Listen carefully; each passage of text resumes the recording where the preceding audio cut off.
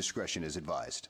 Hello, everyone, and welcome to another edition of the New to Wrestling podcast. This week, we watched the January 19th, 1998 edition of Raw is War, and the match card is as follows. In our opening contest, we have the Disciples of the Apocalypse, all the remaining members, Chains, 8-Ball, and Skull, taking on the Nation of Domination, Farooq, Mustafa, and D'Lo Brown.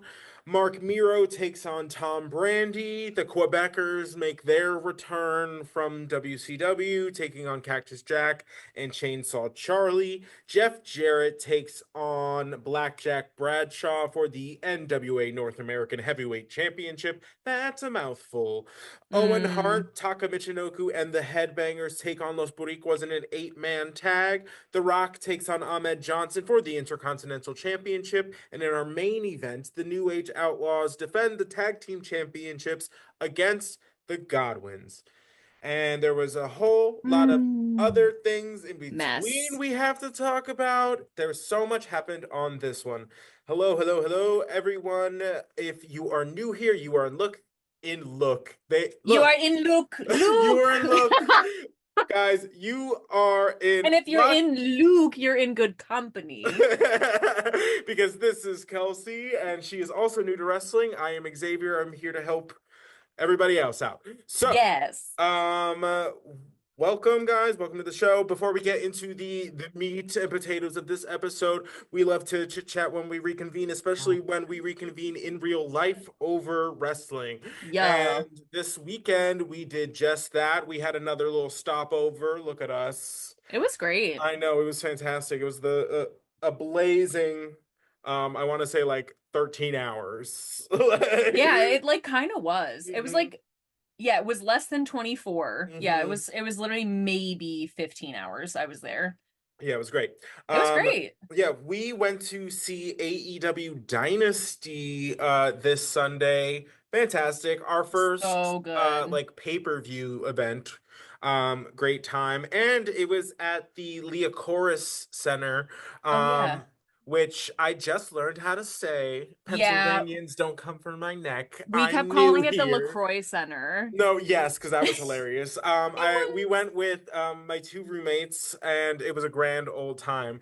I love them. It's one of those places that like doesn't have a bad seat in the place. Like it was not crazy. It's not huge, but it's like it feels like it packs a lot of people because it gets so loud in there. Yeah. But yeah, it was a great time. Do you have any like standouts in your mind? I have a couple that I remember, like that I loved, but I just want to see. Ooh, honestly, for me, it was like a sandwich. Like the first match when we first got in. That was Will Ospreay, and I don't know his name, but it was in the opening contest of the Owen Hart tournament. Yes, that was great. Really, really good. Loved that one. I loved Toni Storm in her match. That match was amazing. That match was great. I thought they did such a good job with Megan, making her look big and strong because she is big and strong. Yeah. But they kept like Toni's character is just phenomenal. Like, oh my god, it's honestly one of my favorite characters like in wrestling right now. It's just so silly and so fun. But it's one of those things you can like just turn serious when you need to, you know? Yes, absolutely. Fantastic. I love her. I love her standout. Down. I love her down. I loved her outfit. I loved the vibe. I like $1 Million Baby, Rocky, like oh my god. And she's just, to me, gorgeous, hilarious, like talented. I just big fan. And then the last match, the 3-man, it was Ricochet, Kenny Omega, and Speedball. Speedball Mike Bailey. Yeah. Oh, that was my favorite of the evening. That was just fantastic. One, they're just all freak athletes and freaks. And like Ricochet, I'm enjoying as a heel, like watching him just be ridiculous and like everybody hating him and chanting bald at him. That was great. Yeah. And like really that was kind of our first exposure, especially like you guys' first exposure to Mike Bailey at all. So that was a lot of fun. And he really showed out in that one. And that was the last one for our evening. We left before the main event, I know, but I knew some fuck shit was gonna happen, and it did. So I'm glad. I'm glad I left early. We beat the traffic. But all in all, great, yeah. great evening. Oh my God, it was so much fun. And I just like I can't ever undersell how much fun a wrestling crowd is. Like So fun. just we had some guy behind us. We were Just doing laughing he was having all his own night. mystery science like theater out here. It was Oh great. my God. I loved it. That was great. Yeah, we had such a great time. Yeah, it was the best. I love to see a show live. Love to see it. Oh, all right, guys, let's get into the meat and potatoes of this one. We are 1 day removed from the Royal Rumble. In case y'all forgot where we were, we're back. Girl, The I'm chaos. We pissed. got questions we need answering. We are barreling towards WrestleMania, the best. We love to see it. Everybody I really mean, love shows out that. this time of year. And it's also fun when things are serendipitous in that, like, we are also very close to WrestleMania in real life. And we're on Yeah. the road to WrestleMania now, Girl, in the show. Vegas. So, oh, I know Vegas is gonna be crazy. I I am wish s- I wish. Girl, I wish. I mean, how again, I was like, how do you top WrestleMania 40? And they were like, what about Vegas? Well, Vegas. And that's the question the girls always ask. Mm-hmm. But yeah, Mm-hmm. I feel like I'm definitely gonna watch this year Mm-hmm. Oh, for I'm definitely certain. gonna Well, I watch. know you're definitely gonna watch. I usually Um, only watch at your behest because I'm with you. mm, But now that's I'm true, like, but we're a little removed. Normally it's closer to my birthday, so I make it yes. like a request that I subject others to watching it. But this year it's a little bit later in the month, so now you gotta take the initiative. Yep. Now I gotta Um, take matters into my own hands. love to see it, love to see it. But all right, guys, meat and potatoes this one. Oh, sorry. No, you're totally fine. We love a tangent. The episode starts with a recap of the Kane and Undertaker feud, where we've been, the kind of the dupe reunion of Kane and the Undertaker. We all were stoked about, and the events of the closing moments of the Royal Rumble, which saw Kane turn on his brother, Mm-hmm. costing him the WWF Championship, locking him in the casket, axing the casket open, lighting it on fire. So great. So, Good. Yeah, fun just times. I'm just not mad just literally a at all. typical family reunion Yeah, at the at the Undertaker house. it's Mm. when the fam gets together, usually someone ends up bursting into flames, Oh, Lord knows I do. as one does. So, So that takes us to this week. We have a cold open. Undertaker's music. We're like, okay, here we go. We already know it's too good to be true. We knew it's too mhm. good to be I true. knew it. Out comes Paul Bear. He's described as the devil personified by the commentary team. We love to Michael see it. Cole. Absolutely. Amen for that one. Thank you, Um, Michael. It's he about time. he's really soaking it in. The crowd's hating on him. He's basking in the booze. Mm. The we start out a little questionable, not gonna lie.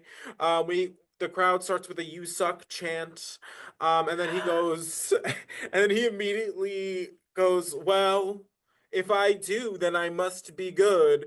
And I thought that He was said good at it. that's true, And that was what really got me because right? at it implies I'm good at sucking. Right. And And it's just was not what I was expecting to hear out of Paul Bearer. That was um if I suck, I must be good at it. I must be good at it, which is interesting, like an interesting take. I love the confidence. So I, listen, I get it. I- If you have the chops, literally and metaphorically, then okay. then the world is your oyster. Then say what you said. And maybe he's been really sitting on that secret for a while and decided this was the opportune moment to let the girls know what he's working 100. with. This was And his like I'm ugly and I'm proud moment. yes, he's like, I may suck, but I'm good at it in all So aspects of the word. my next note just says why the Zoom. I don't know Why the zoom, guys? Back away from me with the spit and the sweat and I don't want to get away from it. I can smell his breath. That's what I'm saying. And I'm in 2025. Thank you. Smell it. Get Period. back, Period. back up. Sorry. Yeah. I know I just screeched into the mic. Back up. No, the microphone just cut out actually. So oh, good. Sometimes it's really great. I hit like a certain register and just no sound comes out like on in the episode, which is good for all of you because you don't want to hear this octave. It's crazy. He just you know what? And I just want to say he's good at what he does. Yes, and the fact that I have to sit out here week after week and all of you have to watch me believe good things are happening and then be upset and disappointed. Right. I feel like we're you're all in the room with me. Like, I don't know. The fact that not 2 weeks ago, I ripped Paul Bearer limb from limb verbally. Because I was like, this is it, bitch. This is what you get for making me suffer all this time. Karma's a bitch. And it turns out. Thank you, JoJo. You're welcome. And thank you. JoJo Siwa, thank you, girl. But the fact that I get played for a fool. Yeah. I get played. Which he basked in. He ate it up. And the way, honestly, this promo felt like he was talking to Kelsey personally.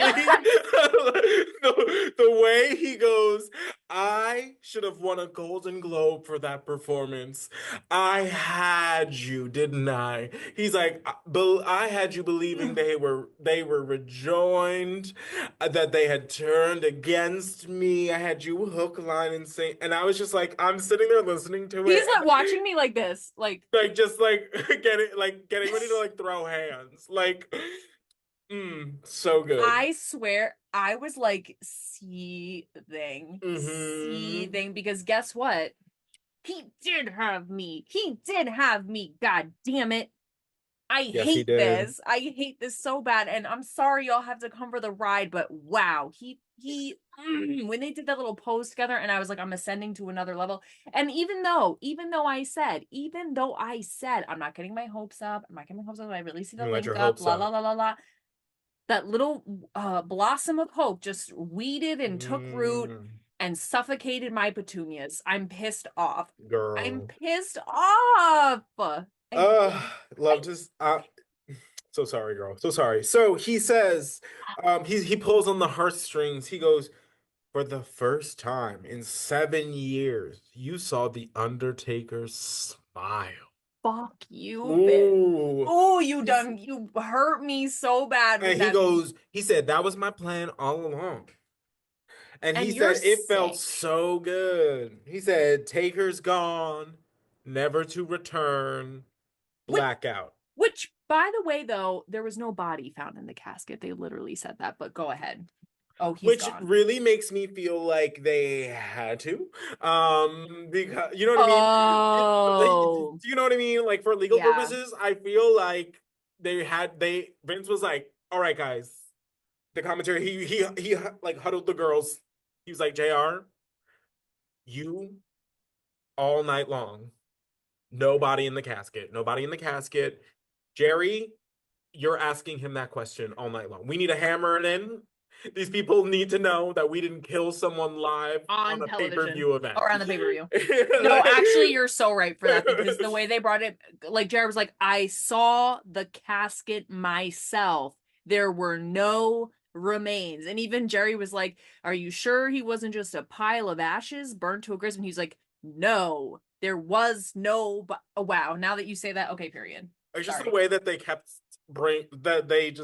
doing it that I was like, this no longer feels natural. This feels like it was directed. They're reading the legal allegation. They're like, nobody in the casket. Yes. Right. So he goes, it feels so good. Taker's gone. We have a blackout. We see the return of the Undertaker druids. They come out. And then the druids got me. I know. Listen, it's a nice touch. When the druids switch sides? Oh, so I can't trust anybody. Oh, so I No, can't trust Stone Cold anybody. been telling you that. I know, and I'm sorry for Hello? not listening. So I can't. Now the Druids, I've been looking forward to seeing you guys. I was the most hyped for your return, and I can't even try. Nobody. Nobody. Nobody, girl. I'm pissed Uh, off. so they have the casket. They're bringing it down. It's dusty. It's charred. It's broken. We're like, okay, great. Um, Kane decides to just jack in the box himself in there, have a little ha ha Peekaboo. he he moment. Comes in the ring. Paul Bear's laughing his little ass off. We end the segment with a close up on Kane's face. We love to see it. Kane's mask, I guess, is more apt. But still, go ahead. Thoughts? Okay. I mean, I've already expressed most of my thoughts, and that's I'm mad. And I love Kane, and I do. I will say this. I wish they had played his like allegiance ambiguity a little bit longer. Right. I kind of like the idea that nobody knew whose side he was on. Like he came out and defended the Undertaker, blah blah blah, like whatever. And like now this feels like he is an established heel, obviously. I mean, like he set the Phenom on fire. Like Mm-hmm. he interfered in his opportunity to get the belts. Like Twice. it twice, yes. So it feels very like now he's really an established heel because people were actually booing him. Mm-hmm. Like, because I don't think they were really booing him before because he was just kind of a spectacle. Right. Now I feel like he's kind of established himself as a heel, and which I do like because I am curious what he's gonna do now. Like, is he gonna keep gunning for the Undertaker? Because I know he's undead, girl. But I'm wondering what he's gonna do now. I guess I would assume go for the title, but who knows what his motives are? I mean, Paul Bear is Right. his little puppeteer, and I assume that's what Paul would want. So I don't know. I'm just mad. I'm just so mad because I thought I done thought, and that was apparently stupid. Don't ever think, guys. Just don't even think. Don't even think. Well, certainly don't trust Paul Bear. So Being accused of trusting Paul Bear is such an L that I will take and I will sleep on tonight on my pillow because that is really, really upsetting. Ew, when you put it like that. Ugh. That just made me mad. that really well. Xavier just giving me the hard truths I need to hear. So that takes us. We got a little replay of Mike Tyson at the Royal Rumble, enjoying his little sweet time. He's holding up a WCW sucks sign. We love to see it. So funny. Very true. And then we get a backstage interview with DX. This is DX is really on a tear. We love to see it. First it is Triple H addressing Hunter, and he's like, "Well, how was your little like trip down to the ring last night? We proved that you're nothing but a loser. You should just pack up your bags and head down south with the rest of your relatives, because you can't hack it." So yeah, And he means at WCW. yes, down south Because at because is at like, first, because it's Florida, yeah, right? it's like a Georgia-based company is what it's done, but it started as a southern regional territory that became WCW. But Right. it started also based out of Florida's MGM studios in the That, yeah. yes, that's always what sticks in my mind. But at first I was like, aren't they up north? Aren't they Canadian? I got confused Mm-mm. for a second. And then I was like, oh, to WCW, because that's where the girlies had gone. WCW. WCW. Yes, yes, yes, yes. So then we turn the attention to the Heartbreak Kid about him retaining the title. And then he goes, I've just been so guilt ridden about what's happened to the Undertaker. I can't believe it. His own brother. Isn't that crazy? And he's like, and to show the WWF audience that DX is really not all that bad, we pledge to find The Undertaker this evening. This very evening, we're going to find him. I like cannot. First of all, again, they got me. I don't know, like, because the end, which we'll get to, it's obviously later, but like, they done got me so good too. Mm. I'm losing my touch, but I love them. They're so funny. Yeah, it's a great time. The Yeah. dynamic is really congealed and we're really rocking and rolling. And yeah, it was great because at one point I asked Xavier because they're looking for him, and I'm like, why would he want to look for somebody who he literally beat and like eventually like led to him being lit aflame in a coffin. And Xavier goes, because he just feels so guilty. Oh, he can't let down the fans. Oh, he just feels so terrible. He's got to do. Oh my god, he's got to do it for the fans and the creatures of the night. And I was like, oh, okay. Listen, he's from his That's words, what he has from said from the his mouth of mouth babes to God's ears. So, and you are God in this scenario. That's terrible.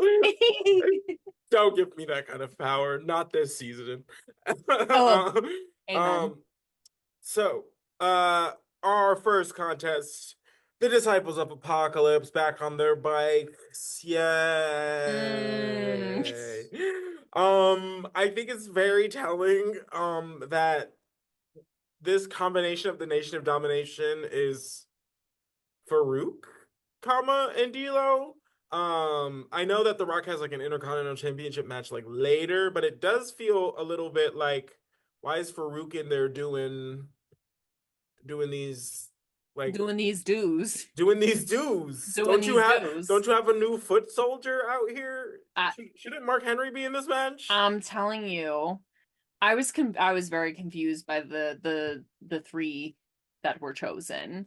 And then meanwhile, JR is waxing poetic about what an incredible leader Farooq is. And I said, girl, when? Give me one example. He's out here on commentary be like, these problems between the nation are trumped up. Like, I think they're just more than they really are. I think we're just making mountains out of molehills. And you're like, girl, at the Royal Rumble, watching the same show? I swear, at the Royal Rumble, they were all beating each other up. They were working it out. They are pissed at each other. Like, not even just like Farooq and Rock. Like, all of them were fighting each other. Like, they didn't even focus on anybody else at first. What are you watching? Right.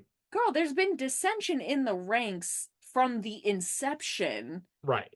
The inception of NOD. Since they put... And especially since they put The Rock in. Boo. Boo. Just saying. I'm just saying. Like, but he was going on, and I was like, girl, no. You a liar. A lying liar who lies. I don't even know what just occurred, but that was a lie. He was out here talking about a stench from the casket. It must have been his own pants on fire, liar. A heinous stench. It's you. It's you, bitch. Those beats are cooked. That's what I'm saying. Damn, his pants are on fire. That is so... Because you lie like a rug. Because you lie like a rug. Anyway. His pants are on fire. Wow. So silly. Bravo. That was a good one. I really liked that. Thank you. This match was just as Big E from the New Day would say, just big beefy men slapping meat. It's just big boys. Just big boys. Big boys. Big beefy boys slapping meats. Right. As they do. As they do. So it, by that I mean everyone's 8 feet tall. They're all 300 pounds. It's just big, heavy power moves after big, heavy power moves. Lots of clotheslines, lots of punches. Yeah. On the commentary teams, really planting that. The Rock eliminated Farooq seed. They were planting that one. They're well, like, but their problems are real. Right. Down to the last 3, and instead of eliminating the one guy that's not on your team, you try and eliminate the leader of your team. But everything's fine. It's just silly little problems. Just so silly. Girl, don't look over here. Everything's on fire. So I have to know this is I love D'Lo. I love D'Lo so much, and honestly, the commentary team was also eating up D'Lo. They were like, yes, they were giving him like most improved out here, MVP, and I was like, okay, love to see it. Although he did have a missed moonsault, although the moonsault did look beautiful, the bald one did move, so he missed it. What, you want me to learn their names at this point? At this juncture, the bald one, bald. Shout out to Ricochet. Anyway, so this match closes out when all six men start going at it. The referee's like, well, I can't handle this, so we're just gonna ding, ding, ding. Match is thrown out, double disqualification. The Rock and Mark Henry show up to aid the fight. Nothing says like I'm really out here trying to help you, like wearing your championship belt to the fight. Um, just saying, No, just literally saying. You though. didn't think to like take it off and like throw it down or like. There was no urgency. You took time to put that belt on, sir. That's what I'm saying. And Damn. then Shamrock and Ahmed Johnson show up, and then all eight of them start beefing in the ring, and then eventually Shamrock and Co get the upper hand. They clear the ring of the nation in typical, face heel fashion. Mm. And yeah, so more on that. We're furthering the feud between Ken and The Rock. We're furthering the feud between The Rock and Farooq. And the nation is just kind of along for the ride, really and truly. And Mm. as are we. Do we know what's happening with the Disciples of the Apocalypse? No. Do we care? Could No. less. So, Yeah. Sorry. No offense. No offense, ladies, but love you, respect, but it's time to move on. Then we get this very interesting promo, or like not a promo, I guess it's like an ad for like WWE magazine and like Raw magazine, but it's just Vince Russo who's going under this moniker Venom. And he's the editor of the magazines, and he's out here like trying to convince you to spend your money on girl, it. And it's in like weird and like black and white, and he's trying to look like edgy, but it's he's just like like at the Vince train Russo in tracks. a trench coat, and you're like, oh, what? And then it was over. And it's almost like they tried to make it like hardcore by like having Vince like curse and it was like bleeped out. Right. Like, and he was just like literally like that 90s classic, like, I'm at the train tracks because I'm a bad boy. I'm Mm. outside by the dumpsters because I'm up to no good. But it's like, Mm. girl, what are you doing? You know who I felt hated that and I could feel their hate seeping into my body and strengthening me? Who? Jim Cornette. Jim Cornette. I know he watched that and levitated on his hatred. Mm. And I I felt it inspirit me and I started to float and then we were all Right, together 100%. No, and I was imbued with the hatred that lives in Jim Cornette. The in thing the that is will keeping his heart beating beating. strong so that he can outlive Vince Russo despite being older than him by a few years. Um, so that he can live to piss on his grave. It's And like honestly that beautiful. is that is dedication to hatred. The I've never girls been don't dedicated know to anything that much. anything, not Anything. even a little. And that the girls don't know about her. We need to No, talk more about the level of no, petty that Jim Cornette is. I know no. we talk about it on the show, and It's I'm about sure. drive. It's about power. Like we stay hungry. Like when you're Oh my God, I hating, do. like we're hating. Like We I do. Yeah. don't. He goes, we're like the foot is on the gas all the way to the floor or no dice. No, I 100%. hate you for life like a blood curse, like a No, no. curse passed down from generations, or I'm not interested. Thank you. Thank Wow, to you. the grave. No, you better carry Madame Zeroni up the mountain. That's what I'm saying. It literally Runs and deep. runs deep and can only be broken like 3 generations from now. Hmm. Families Oh, will it's gonna be around suffer. for a It's second. the Montagues and the Capulets, girl. Like we're fighting. We don't even remember why, Right. It doesn't but we've matter. been beefing for generations. Irrelevant. It's on site. Damn. Damn, I love it. So in our so first we get a cut backstage and we see a hearse pulling up and we're like, oh, hearse, Undertaker, got it. Make the connection, guys. We're watching television. So Brandi. I don't know. I don't know who that Make the was. connection, girls were watching television is crazy. But that like came from your spirit. Like you channeled something. I felt it. Like I don't That's insane. Anyway, Excuse me for yelling at you all. It's just something took over you. I saw it. It was again Jim Cornette. He's still here. He's still here. He's amongst us. Now that I'm crying. So make the connection, girls. We're watching television. Clock in right now. A hearse pulled up. Get that punch card ready, bitch. We're on the clock. Oh my god. I'm dead. So amazing. Isn't this just the fascinating stuff you guys tune in for? I'm sorry. Tom Brandi, whose new, I guess, gimmick is just being Italian. But was that not the gimmick before? Here is what is confusing me about Tom Brandi, girl. Let's talk about it. Because Tom Brandi is now wearing an Italian, like whatever thing, when before he was Salvatore Sincere, and he was wearing pink and a windbreaker for no reason. Yes. And now we got it's like we have mixed media, like something what happened, the Matrix got switched 100%. It's like a mislabeled like a USB drive or like a mislabeled file. Like yes! What is on the outside does not match the content like at all. And I'm like, why we're not doing pink with the name Brandi, but the windbreaker, but we're doing like Viva Italiano, like with the La Famiglia in the tights for Tom Brandi, right? Not Salvatore Sincere though. Not Thomas Brandioni.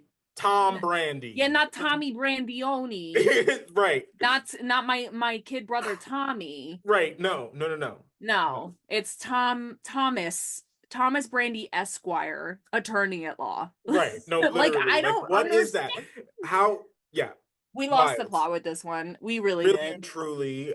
So this one, and the way they're making it sound like Marc Mero and Tom Brandi are like embroiled in some like feud that's been like sitting at the top of the card for months. What did we've been Michael waiting Cole to called see it? The outcome. Like a long, like some simmer, it's like a simmer, and we're like, girl, if the gas is on low, maybe. Like I don't know. I have not. No, like a simmer, like. Are we crock potting this bitch? Like what do you mean? Like I don't even think all the ingredients are in the pot yet. Like I'm really not even sure what we're talking about. Again, the hyperbolization of what's happening, like either like Farooq has never had a problem with the girlies in his life. Right. And then Tom Brandi and Marc Mero have been feuding since the dawn of time. And we've been waiting with bated breath to see the outcome. Girl, I do not care. I don't care. No, that's exactly correct. Insanity. So Marc Mero's making his entrance. Of course, Sable's out here looking fine, as she does. Duh. And Sable immediately turns around and is like, you need to cover up. Let's go. He gives her one of those boxing jackets on the back of which says property of Marc Mero. Crazy. JR on commentary as Marc Mero's like getting in the ring is basically just like this man is the definition of unrealized potential. I don't know what like it's insane. Like, I don't know what he's been doing. He had maybe a cup of coffee with the Intercontinental Championship, but really hasn't amounted to a hill of beans. So we can see where his insecurities stem from and why he feels the need to take them out on his wife. And then you're just like, what? Character assassination, murder, taking shots, just got. Like, he was literally like, he hasn't really, he came to the WWE very hopeful, he was a big in the boxing arena, but never amounted to anything here. So I can understand why he feels the pressure to do better, because he's really kind of like basically goes like, Miss Girl's in her flop era and has been, not sure why they're here. Like, and said it so casually, so just like them's the facts. Right. That I would have had to escort myself out. I would have had been like, and so that's that on that. Great. I better go. Crazy. Hasn't amounted to much, girl. Hill of beans. Is that what you said? Yeah. Mountain. That amounted to a hill of beans. And I'm Hill of like, beans. that's crazy. Really upsetting. So nuts. Marc Mero on commentary, was called Starving for Attention. Somebody comes down for some flowers with for Sable. Of course, Marc Mero sees and just ignites the little dick rage that can only happen when when someone who's insecure gets confronted with someone on their woman. Um, not even on their woman, just like it's literally like a gesture. Like, why are you so threatened, fam? Like, you're I literally swear. married. Married, girl. You're probably threatened because you treat her like garbage. Because the divorce is pending, girl. And now the flowers seem like, oh shit, like now I'm in trouble. Damn. But he sees the flowers in her hand, starts yelling at her. He's like, "Where's that from? Who gave you those?" And then starts sending her towards the back, and we're like, oh, okay. Of course, Brandi takes advantage of the distraction. The crowd, of course, is obsessed with Sable. We had a few Sable signs, the most notable of which was the Sable sit on my face. Not every thought needs to be expressed in sign form. No. Just throwing that out there. Yeah. Sable distracts the referee at one point, which allows Miro to hit a low blow on Brandi, hit him with the TKO. Miro picks up the victory, and Kevin Kelly has just the greatest line I think I've ever heard him say when Marc Mero takes the flowers from Sable and smacks Brandi with them and says something to the effect of he uses the pocket full of posies that Sable was gifted to beat down Tom Brandi, and The that's pocket full of fantastic. posies. Was that And Kevin Kelly? mhm. Aw, Yeah, that's Kevin Kelly. Kevin. I thought it was Um, Michael Cole, but I had done lied. Kevin, I'm sorry. I wrote down the wrong mhm. person. Oh yeah, the pocket full of posies. That was really funny. Fantastic. Damn. Then we cut to DX backstage looking for the Undertaker. They're investigating the hearse because again they made that connection, girlies. Girlies Um, were watching TV. so don't start. So are approaching the hearse and they're getting ready to open the back of it. They're like coming up with a game plan. They're like, do we hit on three? Do we open on two? What's going on? They're getting ready to hit him with Triple H's crutch. They they do the thing, the countdown, they open the hearse, and it's just full of hot screaming girls. That Girl, that's it. what? It is like I want to say like 4 to 6. It's 6. Um, just Hot girls. just in the back of a funeral vehicle. I'm so they are screaming and very excited to see DX, obviously. Again, I would be too. That's fine. Sure, yeah. Very And understandable. then there's lots of jumping, lots of huddling. They basically take DX into their orgy hearse and China hard cam breaks the fourth wall, She's like, rolls her eyes, and closes the door. okay. Okay. This is Um, insane. I just wrote, why are there 6 hot girls sitting quietly in a hearse? Like, because the implication was that they were literally sitting there just like, Yeah. and then the door opened and they were like, that's Yeah. literally what happened. And I was like, I'm just curious as to why a hearse filled with 6 hot women just Just parked in the back and they just sat there quietly until engaged.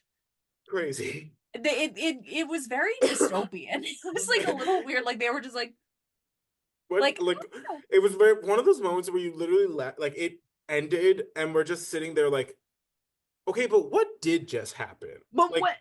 And like like, do I want to see hot girls? Certainly. I am a normal person, but like, it just made no sense. Like, why are just 6 hot girls sitting in the back of a hearse? Because that's, I mean, I guess that's what the girlies get into on a Monday night. Like, I don't know. That's a new brand of witches just Noob. dropped. And those are my ancestors, girl. Hey, That's like crazy. that, because I just was like, not a peep, just not even chatter, just sitting quietly. Shh. Nope. And then the door opens and they're like, "Oh my God, the Generation X, blah, come into our sex dungeon, blah." Like, crazy. and like, great, but also like, get China in there first of all. Second, like, who brought them there? Why are they there? Why are they backstage? Like, what? Like, yeah, there's so many questions, right, and no and answers, not one. Just from the mind of this, really seems like a Vince Russo creation. Really, He's like, just rubber stamped by a future SAer Vince McMahon. So like it tracks. So like I feel, it's on par with the people making the decisions. Vince Russo literally said, "What if there were 6 hot girls in the hearse and they'd suck in D-Generation X and yak yak yak?" Like, and Vince was like, "Oh yeah. Great. I think that's a great idea. I love it. Do it." Crazy. Yeah. So crazy. Next we get a cut to a 2 black limos showing up to the arena where Mike Tyson, Shane McMahon, and Mike Tyson's entire entourage, consisting of, I think, everyone he's ever known, pulls up and starts rolling out. He's here, great time. And then we get into our next contest. So that is going to be the Quebecers making their return to the WWF from WCW, where they spent about a year. They are kind of holdouts of the older generation, the Quebecers, again, with the names Jacques and Pierre. If you just go, this tag team is French adjacent, what are their names? Jacques and Pierre. So they're back, and they are former WWF Tag Team Champions, but they're taking on the fun, the fantastic, the fabulous Cactus Jack and the incomparable Chainsaw Charlie. I'm so aka happy Terry Funk. These boys are together. I literally cannot thank whoever pulled this off enough. I'm gonna go with Mick, but yes. I was gonna say I cannot thank Mick Foley enough, but just in case somebody else had some sort of influence there. But like, God, Mick Foley and Chainsaw Charlie together fantastic. Is in the WWE, in my era WWE that I get to watch every week with my friend. Great times. God, this is living. That's good shit. That's good shit right there. What is this white powder that is all over Chainsaw Charlie? The man is just coated with a mystery white powder. And I know realistically it's just baby powder. But why so much of it? And why on the side of your head? And just why, period? Because you already got the little stocking, you have a chainsaw, you have suspenders, you have a lot of things going, like take off one accessory. Right. The powder is just the ambiguous powder. It's like, what have you been doing? Like, right. Makes him seem like I was like, what is that? Anthrax? Like, get a grip. Yeah. There's something sinister about it, which I guess is the point, but sure. So this one's hilarious. It starts on the outside of the ring. Cactus immediately throws Pierre into the steps. Crazy. That was loud. Immediately. Yeah. It's like the match begins in the ring, ding ding, but the focus is on the outside with Cactus and Pierre fighting. My notes that okay. Nothing pisses me off more than a man with long hair who is also balding. Oh God! We can all see the giant balls. This is such a thing in especially the 80s and in the 90s. But it's like, and now, I guess I would say currently. But it just, we can all see it. We can all see it. It's time to just accept your fate and just do something about it. Yeah. Because your mullet comb over is scary. Girl, it's a no from me. And listen, so this is actually perfect because when we were watching AEW and everyone was chanting bald at Ricochet, I looked around and I was like, okay, well, Oh, some of you yes. should not be saying shit. I'm just going to say it right now because some of you are wearing hats for a reason. Oops, and I know that hurts some of your feelings. Some of you got the hat on because you think that will save you. Right. Girl, the bald is coming and it's okay. Right. Embrace it. Embrace it. Confident bald is better than like insecure, weird, stringy, long mullet. Just because you can grow it long doesn't mean it's growing in the front, babe. It's okay. It's Hold my okay. hand. Yes, It's I'm okay. sorry. I needed to say it. I know it's shallow. I know it's vain. I know it Well, doesn't that's matter, but no, it it doesn't. is a distraction. It So, is because honestly, and I this is actually my biggest problem. This is my biggest problem with John Cena. I'm so sorry. Oop, I'm sorry. oh, Oop, oop, oop. guys, guys. I'm so sorry. And the thing is, like, you didn't even watch John Cena wrestle his whole career Nope. not looking like this. Yeah. Yeah. Yeah, it's giving. For the heel turn, especially not to deviate, but for the heel turn for John Cena, shave the head. Well, he said Shave the in a head. promo, he goes, I'm not changing anything. He's like, for what? He's like, he's like, these are my clothes. That's my face on the t-shirt. That's my voice on the track. He's like, I'm not changing anything. And I'm like, oh, okay. Oh, okay, but also another classic hat wearer. And Mm, y'all know why. y'all know why. Ooh. And that's fine. It's just silly. We Mm-hmm. love you all, just the way you are. Love to see it. Terry does this fantastic bump in the corner where he's taking the head to the corner bumps from one of the Quebecers, and he goes out of the corner and he's like stumbling around and he makes a big loop-de-loop like he's gonna tag Cactus.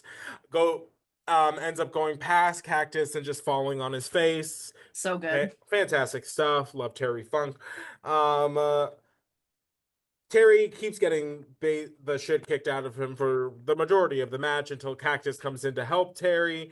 When the ref starts getting in Cactus's face and yelling at him, Cactus hits him with the mandible claw, which is crazy. Insane. The match, of course, ends in a disqualification in favor of the Quebecers, and we're just like, what? What's going on? And then a fight ensues. They just keep fighting after the fact. They're just still going at it. Chainsaw Charlie does this like crazy bump off the apron. He like bounces real fast off the bottom rope, leaps back onto a pile of men. Um and then Cactus Jack kind of ends the fighting when he comes in with Barbie, his trusted barbed wire bat. Clears the Barbie. ring, so the Quebecers win their return match by disqualification. Interesting. Wow. Yeah. I Yeah. also can I ask an inappropriate question? Sure. Well, it's not inappropriate, but maybe whatever. The eye patch, is that he like really needs that or that's a costume? I honestly don't know, and I'll look it up. I'll look it up Okay, for you. great. Because I was like, what's that? What's that about? Wait, let's find out. Let's find out. Let's Great. find out. So talk about the next segment, which is DX and the minis, and I'll go back to the Quebecers. Oh, okay. So DX, we cut to DX continuing on their quest to look for the Undertaker, and they run into the minis. I'm assuming it's Max Mini, Nova, and is it Mosaic? Is the other one they wrestle with? Yes. It's the three of them, and Sean leans down and starts asking them whether or not they've seen the Undertaker, and they say no, no, no, no. And Sean says some comment about like no short answers from any of you, which poor taste. But is asking them if they see an Undertaker. No, no, no, no, no, no, no. And then Shawn Michaels can't understand them, so he goes, China, I don't want to bend over anymore. Can you please help me out? And China picks up Max Mini and holds him at eye level like a baby for Sean to ask him, have you seen the Undertaker? And he's going like, no, no. And he goes, so Right. I'm not getting anything from them, and puts him down, which Right. was interesting. No, so the eye patch, we're back on the Quebecers, is because he is supposed to be a descendant of the pirate John Lafitte. As a Oh, pirate, he wore an eye patch over his blind right eye. So, okay. I actually know about John Lafitte for some reason, hmm, but so must have been a that's Discovery the Channel deal. moment. Oh, okay. Well, so it's a costume choice, but it is historically accurate, and okay, sure. Sure. All right, we're here for it. Sure. Sure. Um, so next we are, I guess, treated. Yeah, treated is the word I'm going to use. To a NWA North American Heavyweight Championship match between Jeff Jarrett and Black Blackjack Bradshaw. Bradshaw comes out with Blackjack Wyndham, of course. Jeff Jarrett comes out with Cornette and both of the Rock and Roll Express. Jim Cornette on commentary is, of course, on an NWA crusade. I couldn't begin to encapsulate what he says. It's just about a minute. It's basically just bringing the WWF back to the posterity and greatness of the days of the NWA. Um, Right. right. Makes no sense, but okay. Right. Bradshaw gets a shout out on commentary for spending 40 minutes in the Royal Rumble last night. Mm-hmm. Of course, the match begins with a triple team basically from the Rock and Roll Express and Jeff Jarrett, and then there, of course, the Rock and Roll Express is interjecting themselves the entire time because it's essentially Bradshaw versus three, four men, and Jim's does his little like diatribe, gets off commentary, starts managing. He's a distraction. The Rock and Roll Express are a distraction. It's chaos. He being Bradshaw never really gets his feet off the ground on this one. And Jim Cornette, of course, distracts the referee after Bradshaw hits a power bomb, and we think like, oh, finally, the tides are turning. We love to see it. Yeah. Um, and oh, uh, what is R&R? Oh, that's it. That's it. That's it. I'm with it now. Jim Cornette distracts the referee. The Rock and Roll Express hits a clothesline on Bradshaw. That allows Jeff Jarrett to pick up the victory. And then, of course, they start beating him after the match because that's what they do. Well, no, because Bradshaw jumped in and clotheslined his, or Wyndham jumped in and clotheslined That's the Bradshaw by one. accident. You're right. Yeah, You're but right. You're quote right. unquote by accident because like the Rock and Roll Express had been interfering the whole time. Like every 2 minutes they were doing something interfering. Mm-hmm. And then like while the ref is distracted, Wyndham comes in, you think they're gonna get a lick back, and he impales his own brethren, Mm-hmm. friend, teammate, whatever, on his own with his own body and basically knocks him out. Right. Oh, yeah. Jarrett pins Insanity. Bradshaw. After that, they all attack Bradshaw. Wyndham does nothing. He's standing on the Whack. outside, just like Whack. with a thumb up his ass. He comes into the ring, and the commentary team's like, oh, he's finally coming to save the day. Blah blah blah. I'm like, he's walking slow as hell. What you mean? Yeah, I, no, no, I no. there was no haste, no pep in that step, if you None. will. He comes in, of course, turns on Bradshaw as a former NWA World Champion. He then aligns himself with Jim Cornette and his goon squad of NWA Right. wrestlers. Mm-hmm. And I was wondering if something was happening because first of all, the fact that they had Bradshaw in the Royal Rumble for as long as he was. Mm-hmm. And sorry, this is mean, but this is the truth. When we were watching, I was like, what is he still doing here? Like, I'm Right. literally confused. Like, they were like, he was in it for 40 minutes. And I was like, yeah, why? Like, no offense, but I thought there were Mm-hmm. more major player. But I guess obviously they're doing something to beef up his storyline because then this happened. Wyndham's not jumping in at all, no matter how many times the Rock and Roll Express interfered. Like, he's not even going around the ring and being like, hey guys, cut it out. It's like Right. Like not he's even pretending a blind. little bit. And then, yeah, not even. And then he goes in and does this just chicanery. Mm.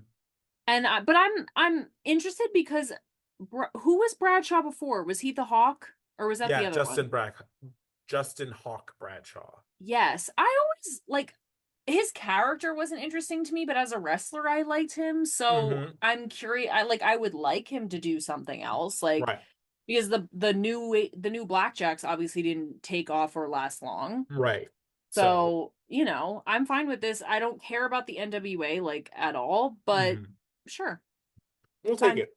I'll take it. So next we cut back to DX. They're backstage where they're like, "Oh, we can't find Taker." Like, "Oh, and we have looked everywhere." And he's And I like, don't want to disappoint the fans. right. And he was like, and in that hearse, like, he's like, "Don't get me wrong, I had a great time in there. I left no box unopened." But and we were all just like, "Oh my God." No He said that. box unopened. He said that. Yeah. No box Mhm. unopened. So fill in the blanks. No So box. yeah, he knew what he Yeah. was doing. Yeah. So uh they're backstage, they're joking around, they're Sean's goofing, talking, and Hunter sees something in the corner of his eye. He's like, hello. China sees it next, taps Sean on the chest, is like, hey, pay attention. They all look, they have their Wizard of Oz moment, blackout. Very, very cute. So I loved it. we'll see what that entails in a moment. Then we get hit with hour two of Monday Night, or yeah, Monday Night Raw, Raw's War, whatever you want to call it. The intro song cracks me the fuck up. It's Oh so my God, funny. hour two, that song is so bad. And It's so bad. It's it literally, if I didn't know, I said this when we were watching, I was like, if I didn't know any better, I would say AI wrote this song.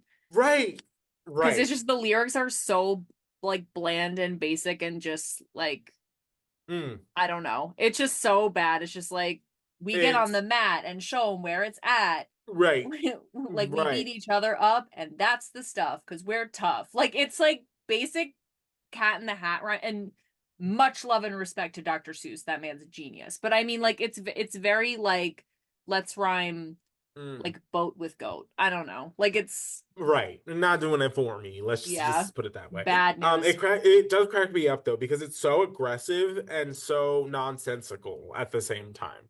Yes. Because Yep. yeah, it's really like just so Screaming jarring. hard guitars for a song called We're All Together. Right, right. And That's it's what I'm saying. about them like all wrestling together, taking on the world by storm, mat after mat. Like it's like very supposed to be like wee, and it's very like Right. like which is great, Crazy. but just so So silly. yeah, so hour two opens up with the Undertaker's music playing again, and we get a shot. Everything's dark, blackout, of course. We get a shot of what is the Undertaker descending from the ceiling. We see the Undertaker, long hair and The ring the coat, attire. yeah. Um, so he comes out, and as soon we get that like moment where the Undertaker's like in the center of the ring, he puts his arms up like he's gonna do the thing for the lights. And as soon as he does, break it down. It's DX. He takes off the wig, he takes off the jacket. It's Shawn Michaels. In Uh, Undertaker in drag. Undertaker drag. We love to see it. And of course, then come the other goons. We got Triple H coming down the apron carrying a grill in a apron that just says suck the cook on it. And you're just like, girl, what? What? Suck the cook? Is so I'm sorry, Suck the Cook is actually really funny. I want that apron so bad for no That's so reason. crazy. Cause not like Suck the Cook's whatever or like not kiss the No, chef, there not kiss is the chef, suck the cook. and I love that. Yes, And that's chef. food industry. It's the chef. You don't kiss the chef, you the cook. That's what I'm saying. Crazy. Insane. Crazy, crazy, crazy. And then we are met with one of the most iconic segments from Degeneration X, and it's just dick jokes everywhere. Oh He my goes, God. Sean goes, or Triple H goes, Sean and I both have jumbo weenies. But China, why don't you show them what you're working with? And she Also, he pulls goes, "What, girl? Why don't you show him what you're working?" He literally said, "Show him what you're working with, girl." I was like, "Oh my God, they're just one of the girls." it's so funny. And she pulls out this giant salami and is like, "That's the big stick." And it's so crazy. And of course, they immediately start making fun of Taker. Hunter goes, "Hey Sean, like where'd you get those clothes? Like a fire sale?" Like so cheesy. And It's then insane. Sean goes like, "How do you like your Undertaker? Rare, medium, well done?" And they're And like, and then they're like, "Because that's exactly what he is." Done. And girl. we love to see it. That's so funny. I will say this, they use their props so well. Right. Because Right. sometimes it's like, what are we doing? And then they bring out like a grill, they have the apron, they have a grocery bag full of meats and marshmallows. Right. Right. The Right. Undertaker drag of it all. Right. It's To enter fantastic. to enter the arena in Undertaker drag and descend from the ceiling just to make dick jokes It's is great. honestly iconic. Like Right. it's honestly really iconic. Like Right. I'm gonna go out of my way to make this as a like over the top as possible, this entrance, to get out the grill and make weenie jokes. Right. That So is good. insane. Like Insane. I am I'm agog, I'm aghast. I actually really loved this. I'm sorry. It's I'm great. It's sorry. great. I'm sorry. I'm Funny sorry. is I funny loved is it. funny is funny. And this It's is funny. funny. I've seen part of this before because it is iconic, like it just pops up, obviously. Mm-hmm. But the whole thing, I mean, better than I ever. I mean, Amen. Um, shocking. So Triple H gets his chance to address Owen Hart. He announces or challenges rather Owen to a match for the European Championship next week, and he's like, even on one leg. Like even on one leg, I I can got one kick your ass. leg. And Sean is just sticking the salami in his pants and like just slapping his Slapping it meat. It is a around. mess. Crazy. And then Triple H goes and takes a shot at Ric Flair and he goes, "There's no need to ride Space Mountain because it's old and broken down."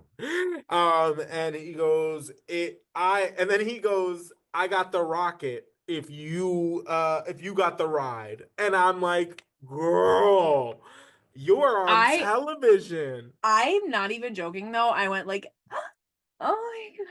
Yeah. Like, I've got the rocket if you want the ride is crazy. And Right. I honestly forgot that that was a Ric Flair thing, the Space Mountain thing. I Yes. completely forgot. So you just saying that, I was like, oh my God, I'm gonna like, oh, I'm gonna Yeah, yeah, scream. That's yeah. Because Ric Flair crazy. used to say some heinous shit about like riding Space Mountain. So And he uh, literally said, yeah, that's it's old busted, and crusted, broken and down. disgusted. Mm-hmm. But I got the rocket if you want the ride. Girl.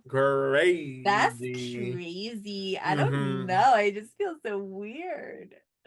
So good. So It's really funny. There's this girl, but we've been doing the podcast, but Triple H was still Hunter Hearst Helmsley and whatever. And I used to work with her like forever ago. And she had posted once on Instagram that she's like, I used to pretend I was married to Hunter Hearst Helmsley when I was a kid. I was so obsessed with him. I used to pretend I was married. I was Mrs. Triple H, blah, blah, blah. And I was like, girl, what?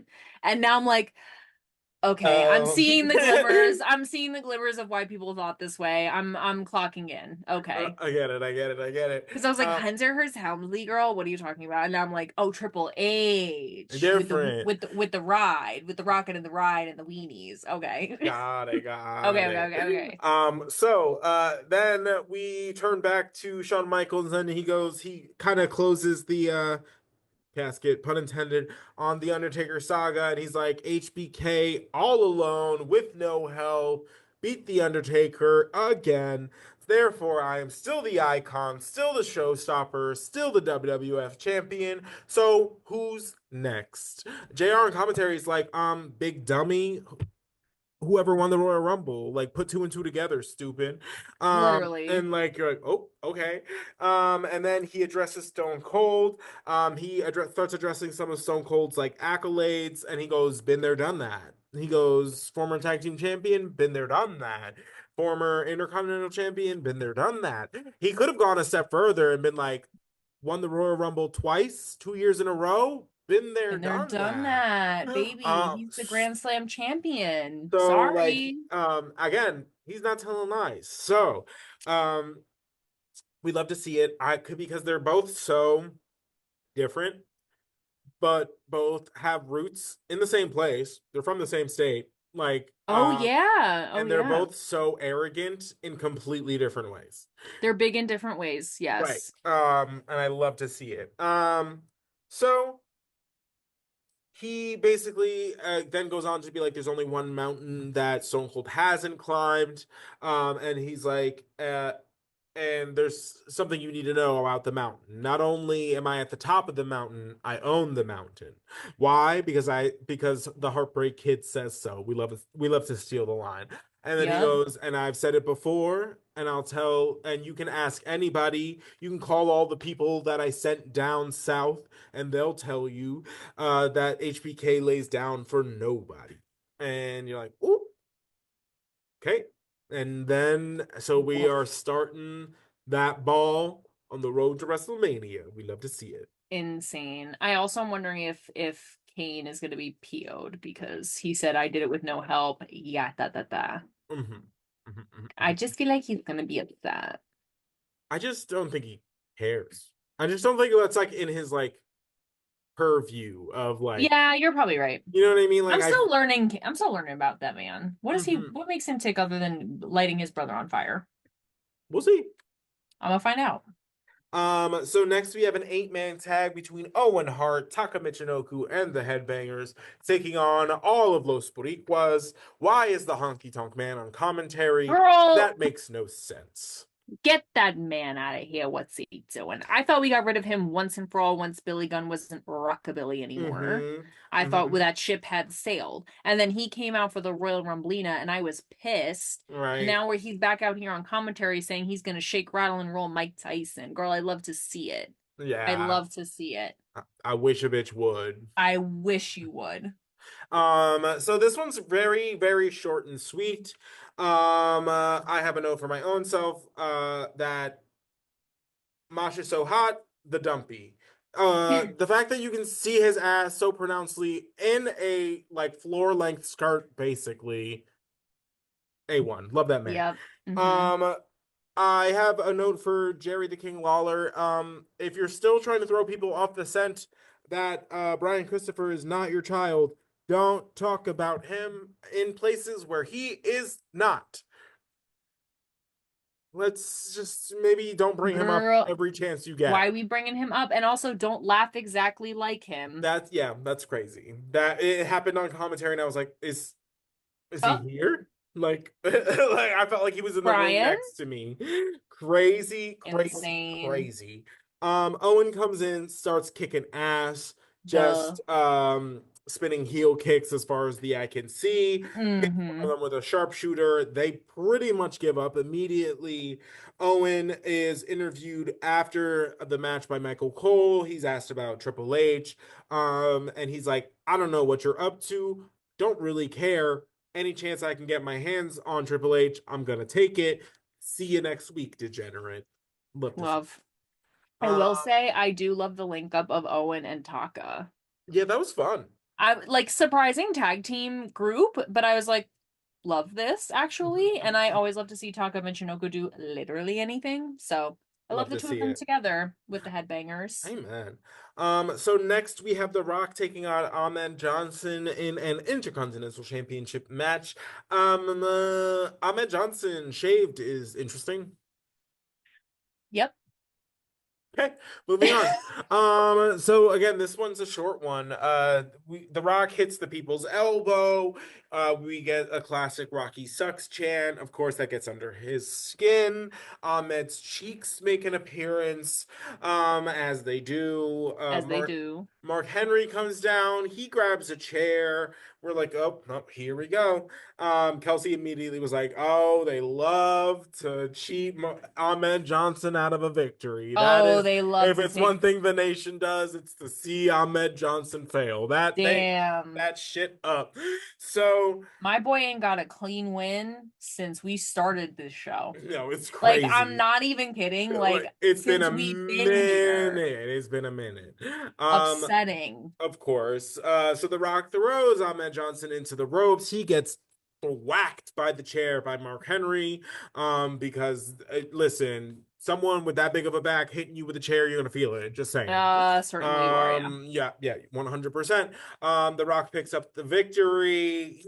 We get a very quick celebration before Ken Shamrock comes out, guns ablazing, dirt nowhere to be found, chasing off the nation. He said I have to be aerodynamic, like He's no pissed. felts. And I literally wrote, because I was trying to be quick, Shammy comes out and tweaks again. It's great. And tweaks it again. That's crazy. Shammy comes out and tweaks again. Which, like the sham wow. Like it's like Shamu, Sham Wow. There's something there, but Kenny Sham. I love it. I love him. He's so mad. He's so mad all the time. Mad, and he's coming out here with no shirt. He's so bad. He's so mad. Oh my god. He's like a bro at a party. I sort of got like, even this happens later. Somebody takes off their shirt. I'm like, yeah, you're mad. Take your clothes off. Ooh. Like, it's always a weird reaction. So in our main event, we have the New Age Outlaws putting on the tag team championships on the line against the Godwins. This is great. It's great. This is fantastic.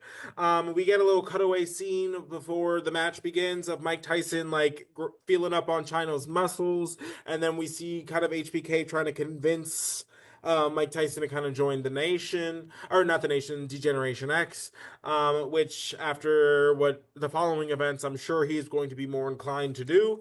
The New Age Outlaws. I really want to talk about the Nation, apparently. The New Age Outlaws come out wearing overalls and come out with a stuffed pig. A little stuffed pig. I love this gimmick that they do, actually. I think this is so funny. It's silly, goofy guys, really. We get the classic New Age Outlaws entrance. They're coming out talking about like, hey, like, look, we're one of you. We lowered ourselves to overalls, which is a crazy thing to say to someone's face. And of course, the Godwins want none of it. The match begins when Billy Gunn gets his overalls ripped, just forcibly removed from his person. Clean off. Like crazy. So he has the rest of the match in his teeny tiny little tights, and we love to see it. Yeah, not bad. JR on commentary goes, "Let's pray those don't come off," and we respectfully disagree. I was like, speak for yourself. I'm curious. Thanks. Sorry, everyone. Sorry, everyone. Sorry, everyone.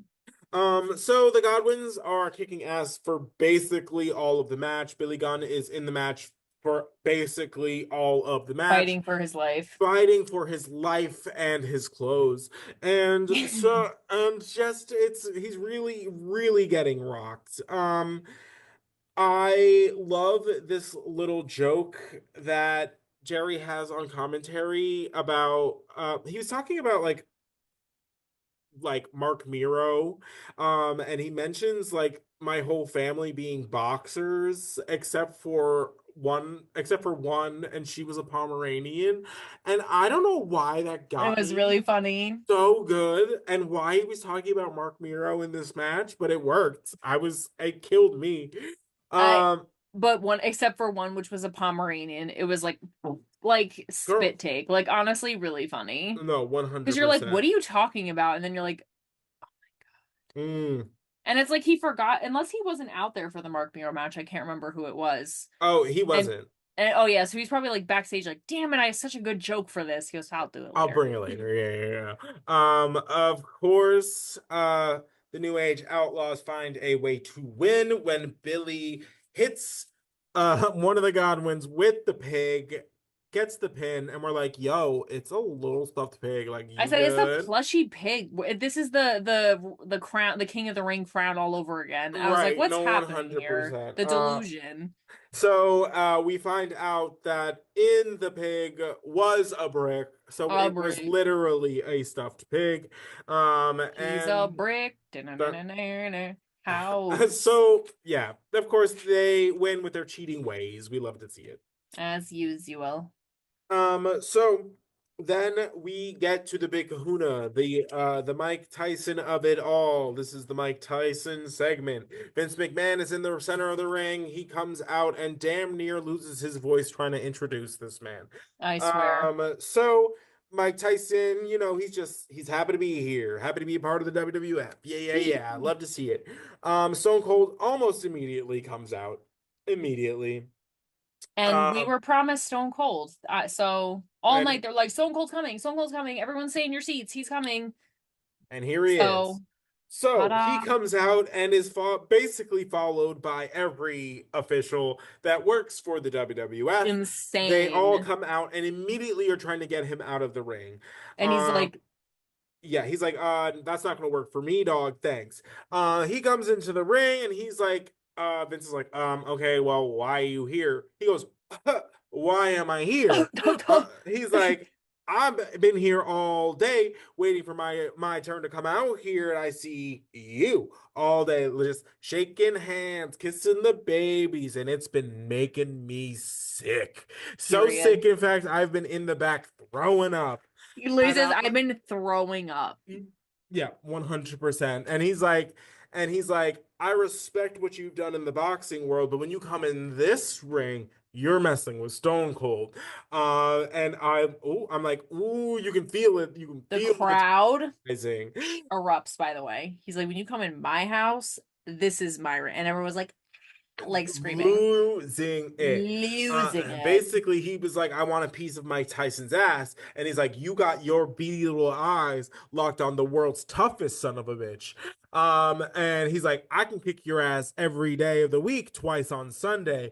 If you don't understand, he's like, I'm not really sure like how good your hearing is, but if you don't understand, I've got a little sign language for you. And then takes two birds directly into Mike Tyson's face, flips him off, gets shoved for his trouble, Stop. which by the way, the next day is on every newspaper headline all over the place. Is that the Wow. photo of Mike Tyson pushing Stone Cold Steve Austin? And this is the thing that like pops Stone Cold Steve Austin that like allows him to kind of be like to grow larger than wrestling because Mike Wow. Tyson is huge, especially in 1998 outside of wrestling as Right. not only just a boxer but as a pop culture figure. So this is the thing that like ascends Stone Cold as like not only is he the hottest thing in wrestling, he's going to be like the hottest thing in the late 90s. Um Damn. so I love that for no him. He got real shoved too. Like Mike Tyson shocked. really put the paws on him, but I Mm-hmm. obviously all in the name of the game. So immediately chaos ensues. Mike Tyson's Whoa. people start going for Stone Cold. So Stone Cold gets one of Mike Tyson's people down on the ground. We have WWF officials trying to, like, with all of their might, Girl. hold Stone Cold down and separate them. It's wild. And it takes a hot minute because Stone Cold is really fighting. Really Like fighting for his life really out here. fighting. I was like, oh my God, they're really like struggling to hold him. Like you can tell it's not a joke. He is like with all his might Right. And I'm sure that's struggling. what they like agreed upon, like out there, like beforehand. But Oh yeah, but they were like, he's whoa. like, I'm gonna go for it, and you need to hold me. So he's out here struggling for his life. Vince McMahon comes out onto the ring apron. He's like yelling at Vince. He's like, you are yelling at Stone Cold. He's like, you ruined it. Like you ruined everything. Me. Like because again, grand storyline picture. Vince McMahon is playing like this evil boss trying to schmooze a celebrity into doing something for the WWF. So this is going to be like the moment when they announce it, they put pen to paper, it's all it's going to be this joyous blah blah blah. And Stone Cold, the guy that Vince McMahon did not want to win the Royal Rumble, comes out and ruins it for Vince. Thus, we're getting even further into the Vince McMahon Stone Cold story. Like we're planting the seeds. Wow. Because now Stone Cold is out here getting after Vince's check, cutting into blowing big opportunity Woo. celebrities for him and his company. And So I love to see he's it. taking it personally. He flips off Austin, starts kicking him crazy. Kicky. So it's fantastic. We have to Oh, it's so chaotic they cut away. They're like, okay, they give us like a recap of something that happened in the Royal Rumble. We're like, okay, and then we cut backstage and Mike Tyson's like yelling at Vince McMahon. He's like, get his ass out here. bring that bitch out here. Like he's a coward, this, that, and the other. He's like, I brought my whole family here for this, blah, blah, blah. And like that's how the show ends. Is just Mike Tyson's people yelling at Vince McMahon, like trying to get him to rectify the situation. Wow. And it's great. It's Fantastic. so good. I cannot believe like they for the caliber of Mike Tyson, this was sold perfectly. Yeah, it was Like great. Austin literally has to be restrained by like 7 That's what I'm individuals. saying. And just like the sheer, like the amount of bodies in the ring, how chaotic it like looked visually, Yeah. like how like They so good. they nailed it because it felt so real. Right, Like Austin going for him, Mike Tyson really shoving him. And I'm sure right, that he was like, I'm sure Stone Cold was like, really shove me. Like, right. really give it to me because it like really it felt so real. And again, Austin like legit really fighting to get free. Uh-huh. Oh my, like we were like, wow, like it just adds to it was just so well done and exactly the like caliber that it needed to be done at. Like Right, impeccable, wonderful, amazing, love it. right. So good. Uh, So good. so we are this episode was fantastic. I think we Really good. One of my furthered favorites. almost every storyline that we had either started or was ongoing during the Royal Rumble. Your Kane and Undertaker, your Triple H and Owen, your HBK and Stone Cold, and you found a way to bring Mike Tyson into the fold. It was a great episode. The funnies were funny. Yep. The Even Bradshaw breaking away from the new Blackjacks, that yeah like was made somehow made that storyline interesting. interesting. Yep, So totally. great stuff. This is in terms of being like the episode after the pay-per-view, one of the best executed, in my opinion. I agree. The pacing was also really good, and Yes. in like WCW and like WWF like documentaries and things, this episode or like this like time period of the WWF is when I think it was Kevin Nash was like, when did you like know like things were gonna start like uh Flipping turning back. flipping back, and he's like, when I saw Mike Tyson show up in WWF. Is he They said that they showed up and this will be like at the day after WrestleMania 14 or whatever, because Mike Tyson is involved heavily in the main event. And he's like, you showed up to work the next day at the WCW, and they were like, "Ooh, did you catch that last night? Uh, Getting pretty cold in here. Water's getting pretty Damn. cold." Woo! Oh my So God. so you were really getting into the like building momentum of the Attitude Era. Like we were like 1996, where like we needed to like establish some characters. We needed to know what was going on. Big transition year. 1997, we're really getting the ball rolling. We now like people are kind of settling into who they are going to be. We're getting more factions, and now like we're going downhill. We're rolling downhill fast, and things are Love. just gonna start like popping off. And you already can see, if you've noticed, just like the crowd sizes, the crowd signs, and the like just sheer loudness of what's going on. Like the momentum is shifting. It's good stuff. Yeah. And I wouldn't have done it any other way. Like, because getting the lead up, and so now I can see the difference. Like, Right. I'm glad I got to see the difference between like an episode we used to watch versus what we watch now. Right. It was, oh God, it's just so crazy. And Crazy. Eric Bischoff, your weeks are coming up, bitch. Yo, Your time at the top, girl. And amen. I love to see it end. Amen. Amen. I'm just a hater at heart. You guys have always said that. I've always said that. I've always said that. All right, guys, this has been another edition of the New to Wrestling podcast. Thank you for listening wherever you find us. Make sure you like, comment, subscribe, all of those great things. If you like outdoor clothing brands, don't forget, somewhere on the screen here, there is a 10% discount code for beatenpathcode.com. So if you want a little discount, make sure you use that. For Kelsey, I'm Xavier. This has been the New to Wrestling podcast, and we'll catch you on the next one. We'll see you there. Bye. Bye.